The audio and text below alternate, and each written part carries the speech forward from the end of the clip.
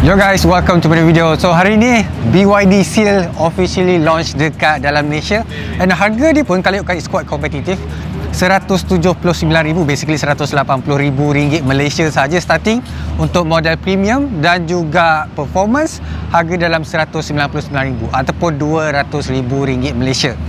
Beza antara dua model ni sebenarnya sangat sikit. Contohnya, model performance sebenarnya dia menggunakan dual motor depan dan juga belakang, ataupun basically all wheel drive, dan lagi laju 3.8 saat daripada 0 sampai 100 km/jam. Manakala untuk premium, dia hanya ada satu single motor sahaja dekat bahagian belakang. Automatically kereta ni akan menjadi rear wheel drive, dan untuk 0 sampai 100 km/jam ambil masa 5.9 saat saja, dan juga lagi laju daripada Tesla standard range. Lepas tu, kalau kau pergi dekat belakang pula adalah multi-link. So biasanya akan ada macam torsion beam saja dekat belakang, but this one doesn't.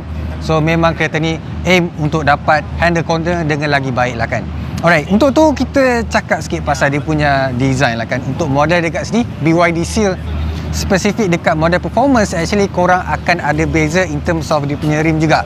Sebelum tu kita nak cakap pasal dia punya design depan dululah. Sebab jujur aku cakap, tengok depan-depan, korang akan cakap lampu dia ni actually mulanya akan nampak macam Porsche Taycan tau. Tapi bila Tesla Model 3 dah keluar, dia agak nampak design macam Tesla Model 3 yang baru ataupun facelift juga. Other than that, aku suka dengan design depan dia, and specialnya dekat sini lampu dia ada C-shape dekat bahagian bawah ni tau. So dekat sini akan ada satu lagi lighting bila korang onkan kereta ni, dan benda yang membuatkan agak special untuk model ni adalah akan ada lampu dekat bahagian sini. Boleh kata nampak macam misai seal kan dekat sini kan. So dia akan menyala pada waktu malam. It's quite beautiful to be honest. And then kalau kau tengok dekat bawah pula akan ada air intake untuk dia punya cooling system, dan juga dia punya aircon, and dia ada lip lah. Akan nampak ada lip. So dekat sini korang tak perlu nak tambah lagi satu lip, ataupun tak nampak kereta ni stok daripada kedai pun, sebab nampak macam dia dah ada body kit dia sendiri dekat bahagian depan ni. So basically ada orang kata design bumper dia agak busy lah. Dia tak macam minimalis sangat. And kau boleh nampak juga dia punya kamera dekat depan ni sebenarnya dia ada sistem ADAS dia, untuk korang contoh macam nak self driving ke kan. Dia bukan self driving macam Tesla, tapi dia lebih kepada kebanyakan self driving yang ada dekat dalam Malaysia ni, ataupun kereta petrol yang ada. Untuk bahagian depan ni juga actually dia ada boot space 50 liter. Kecil je, tapi sebenarnya ada lagi better daripada tak ada, macam yang ada dekat Dolphin, ataupun macam yang tak ada dekat Dolphin, ataupun dekat R23 pun kalau kan tak ada juga. Now kita cakap pasal dia punya side profile lah kan. Untuk side profile, sebenarnya apa yang korang perlu fokuskan dekat sini adalah line daripada depan kepada belakang bila tengok dia punya side profile. Side line ni sebenarnya sepatutnya akan buatkan arch dekat bahagian belakang ni nampak lagi besar daripada yang biasa ataupun wide lah. So dekat sini dia ke arah tayar tau. So nampak bagi aku macam is a bit pelik and almost non-function untuk letak design macam ni, sebab dekat bawah tu dia memang straight ke atas. But apa yang aku suka adalah dia punya skirt sebenarnya ada design dan juga integrated bersama dengan pintu tau. And design yang special sebenarnya dekat sini adalah dia punya door handle tu sebenarnya actually dia keluar. So dia bukan macam kereta normal yang mana korang kena tarik kan ataupun angkat, tapi yang ni dia akan keluar bila korang onkan kunci tu ataupun untuk masuk ke dalam kereta. So that's quite unique untuk kereta model BYD Seal ni. Other than that, dekat bahagian tepi ni juga akan ada macam like lubang angin lah kan, tapi tak ada pun, dia lebih kepada design saja. And bila korang pergi dekat bahagian rim ni juga, untuk model performance ataupun 3.8S, dia actually pakai rim yang lagi besar. Saiz dia adalah 19 inci. Dia punya ketebalan kalau tak silap aku 45 ataupun 35. Dekat belakang ni pula design ni is a bit different, and kalau ikutkan dia punya orang kata sloping roof ni dekat belakang ni agak sama macam kereta coupe ataupun boleh kata SUV coupe lah juga kan.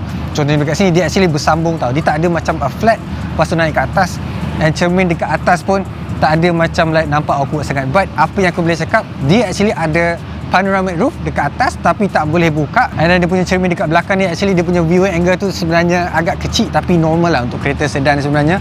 And then dia punya boot space dekat sini agak besar lah, tapi apa yang aku boleh cakap juga untuk dia punya boot space ni, dia bukan opening yang orang kata luas untuk korang masukkan barang. Dia lebih kepada masuk ke dalam instead of korang letak barang tu. So ni adalah style boot yang ada dalam BYD Seal dua-dua, performance dan juga premium. Dan dia ada, obviously dia akan ada automatic opening, buka dan juga tutup. Dia akan sediakan charger juga. Okey, untuk dia punya design sebenarnya, untuk bahagian lampu ni kan, dia actually bersambung sampai belakang tau.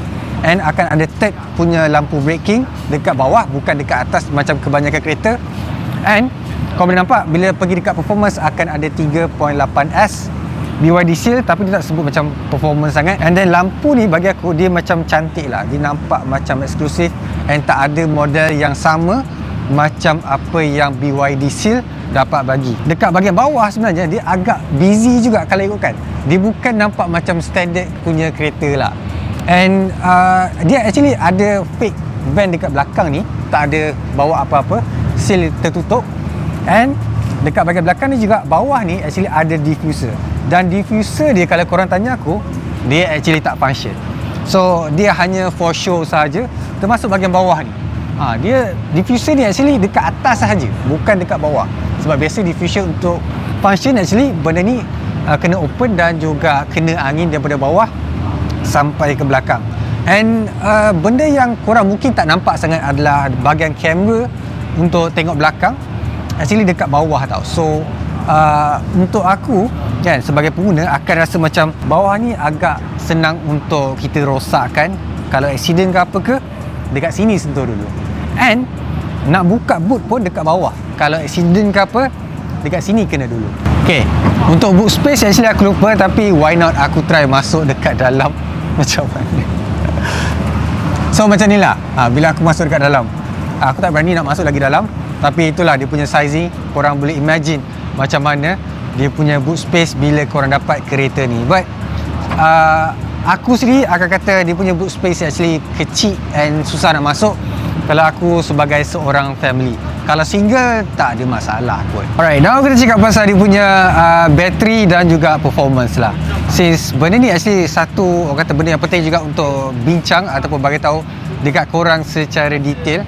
Untuk bateri dekat sini actually dia pakai platform 3.0 ataupun e-platform 3.0. So untuk BYD iklankan platform 3.0 ni sebenarnya agak keliru lah, sebab dia pakai LFP bateri tapi dapat voltage yang tinggi. And compare dengan brand lain, dia actually agak, orang kata, different punya output dan juga input. Contohnya dekat sini, bateri dekat sini kau dapat actually sama je macam dua model, untuk model ni dan juga model premium, sebab dua-dua actually pakai 82.5 kWh. So size basically the same saja, which is good, sebab tak ada gap yang jauh kalau ikutkan. And BYD actually tak kerekod untuk samakan dia punya storage. Kalau kau nak tahu juga, untuk 82.5 kWh tu memang tinggi, dia tak rendah. Kalau ikutkan dia memang sama macam apa yang Tesla bagi dekat market ataupun kebanyakan. So biasanya kalau kau tengok yang lagi tinggi daripada tu adalah Mercedes. Tu pun disebabkan oleh orang kata kereta tu dah sangat-sangat berat and susah untuk dapat range yang bagus and nak jual. So that's why dia letak battery capacity yang tinggi. So dekat sini 82.5 kWh adalah it's a nice spot. And plus moreover, apa yang aku suka dengan BYD adalah semua range yang dibagi ni ataupun semua model dia sebenarnya pakai blade battery punya battery. So less prone untuk terbakar, less prone untuk rosak, dan always long lasting sebab dia pakai model LFP. So macam mana dia attach battery dekat BYD Seal ni actually is quite unique. That is dia guna cara CTB ataupun cell to body. Maksudnya dekat sini dia lagi more rigid dia punya structure lah. Kalau nak bandingkan dengan kereta yang berat ataupun heavy, so ni tak ada macam flat sangat. So basically bila pakai CTB punya method tu, dia lagi strong and dia tak flex macam kereta lain. Tu je. Aku tak boleh nak bandingkan macam mana dia buat berbanding dengan apa yang Tesla buat pada Tesla Model Y yang orang kata force structure. So yang tu kita akan tengok nanti bila dah buat test drive. Alright, now kita cakap pasal dia punya charging speed pula. So berapa Fazli nak charge kereta ni, berapa minit? So untuk BYD Seal ni, dia punya charger port actually dekat belakang, kontra dengan kereta dia orang yang lain tau. Contoh macam Atto 3 dan juga BYD Dolphin. So yang tu kebanyakannya actually dekat depan belah fender kiri kalau tak salah. Tak, kanan. So yang ni belah kanan juga. Dan korang actually dapat charging speed yang lagi laju. So dekat sini actually ada dua option yang korang boleh pilih. That is yang ni actually pakai DC. Ni adalah port international. So korang boleh pakai dekat mana-mana charging spot yang ada. Dia punya AC dan juga DC. So untuk AC dia actually dia support sampai 7 kW. Yang ni aku agak mixed feeling lah kenapa dia tak letakkan 11 ataupun 22 kW untuk dia punya AC charger. But untuk dia punya DC charge basically laju 150 kW. So dia boleh penuhkan daripada 10% sampai 80% dalam masa 40 minit. It's a good time lah. Macam korang tak perlu tunggu lama sangat berbanding dengan Dolphin ataupun Atto 3. So this is the fastest charging speed yang BYD dapat bagi in terms of dia punya bateri tu. Sebab untuk aku sih nampak gambaran LFP punya bateri agak susah untuk dapat kilowatt yang tinggi. That's why aku cakap Dolphin dan juga Atto 3 tu agak low aku punya expectation dan juga orang kata desire untuk DC charge. So dekat sini aku cakap it's a proper number untuk pakai. And kau kena ingat, tak semestinya 150 kW tu actually orang kata stay at 150 kW. Probably korang akan dapat masa battery percentage low. Contohnya macam 5%, 10%. So dekat situlah korang dapat 150 kW. Tu korang kena ingat bila beli kereta elektrik.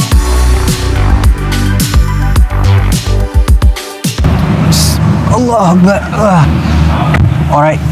Alright, masuk dekat dalam ni pula sebenarnya dia punya interior is quite orang kata selesa lah.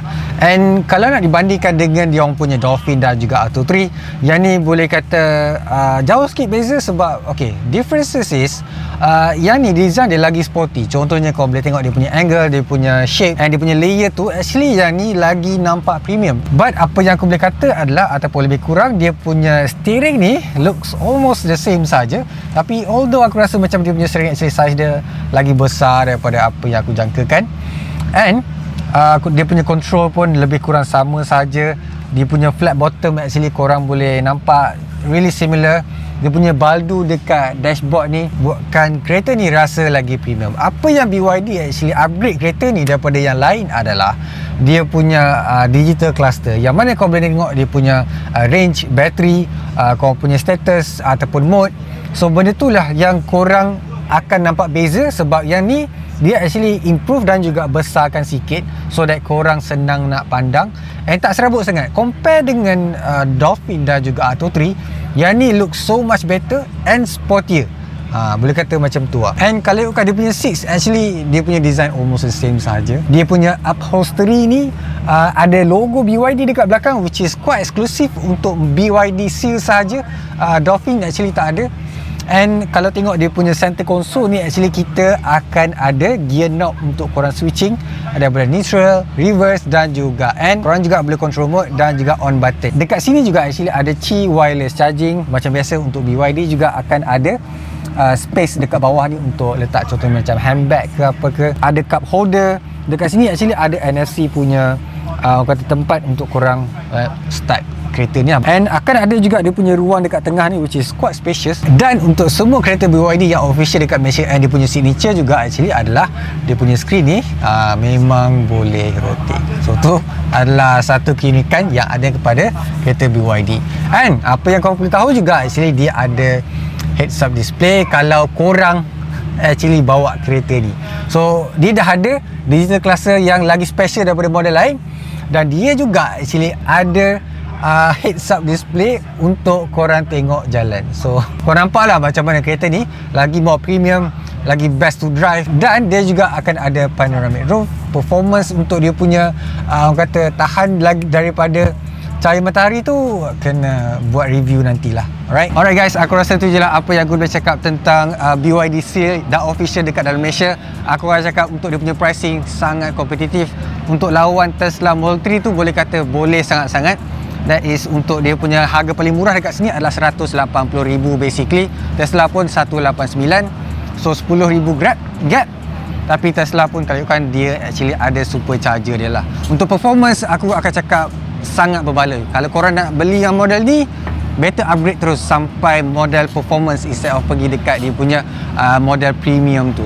Alright, macam biasa guys, if you like subscribe, so make it smiling, and see you guys on my next video. Bye.